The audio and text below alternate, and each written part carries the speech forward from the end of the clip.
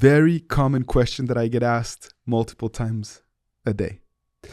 When a relationship ends, it may feel as if all hope is lost forever, that this other person will never change the way that they feel about you. And it often feels that way because you're seeing a completely different human being. There's no warmth, there's no love, and you just can't believe that this is the same person that you were in a relationship with for all this time, for many months, sometimes years, because you simply don't recognize them. And it's because they lost faith in your ability to make them happy, and because they want to put this barrier, this distance between you and them in order to feel like the next chapter of their life is before them. If they continue to act with the same level of kindness and love, they know that you are going to cling on, that it will be confusing, and it won't feel like the fresh start that they are convinced that they need at this time. But what I have seen is that it is possible for your significant other, for this person that you love or your ex, to change their mind, to change how they feel about you if you approach the process of breakup recovery the right way. If you don't act desperate and try to change their mind immediately, if you don't beg or plead or continuously put them on a pedestal.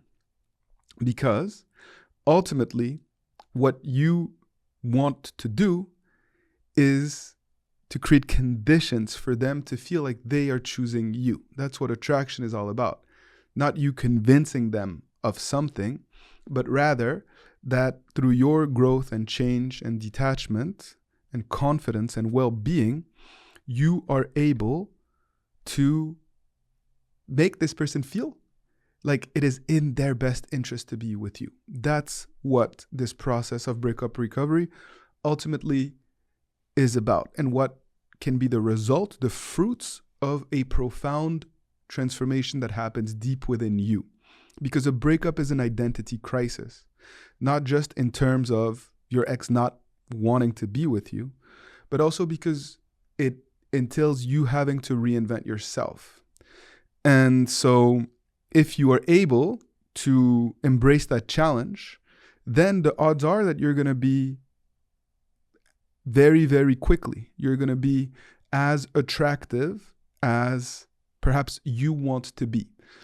But the key, of course, is not to focus on them, on seeking their validation, on being attractive just to that one person, but rather for you to genuinely feel good, for you to feel confident, and for you to change your outlook and the way that you are approaching day-to-day small endeavors and relationships.